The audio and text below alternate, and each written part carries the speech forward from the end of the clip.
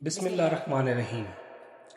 حضرت بنو سلیم کے ایک آدمی سے روایت ہے، انہوں نے کہا رسول اللہ صلی اللہ علیہ وآلہ وسلم نے انہیں میرے ہاتھ پر یا اپنے ہاتھ پر شمار کیا، فرمایا سبحان اللہ کہنا نصف میزان ہے اور الحمدللہ کہنا اسے بھر دیتا ہے، اور اللہ اکبر زمین اور آسمان کے درمیان کو بھر دیتا ہے۔ روزہ نصف صبر ہے جبکہ طہارت نصف ایمان ہے۔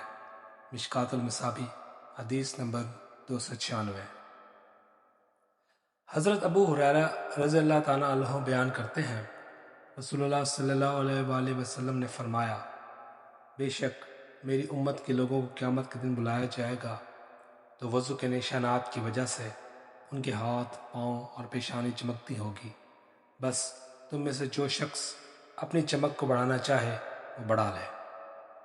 مشکوٰۃ المصابیح حدیث نمبر 290۔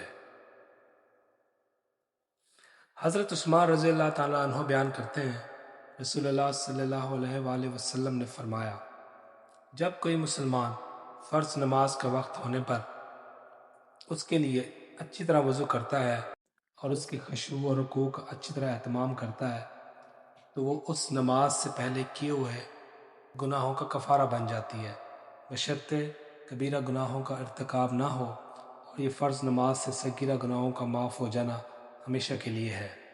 مشکوٰۃ المصابیح حدیث نمبر 286۔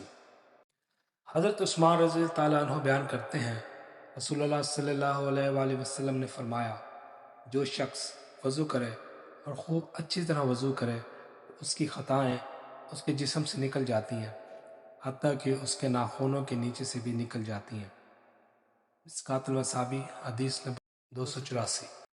حضرت ابو ہریرہ رضی اللہ تعالیٰ عنہ بیان کرتے ہیں، رسول اللہ صلی اللہ علیہ وآلہ وسلم نے فرمایا، کیا میں تمہیں ایسا عمل بتاؤں جس کے ذریعے اللہ خطائیں معاف کر دیتا ہے اور درجات بلند کرتا ہے؟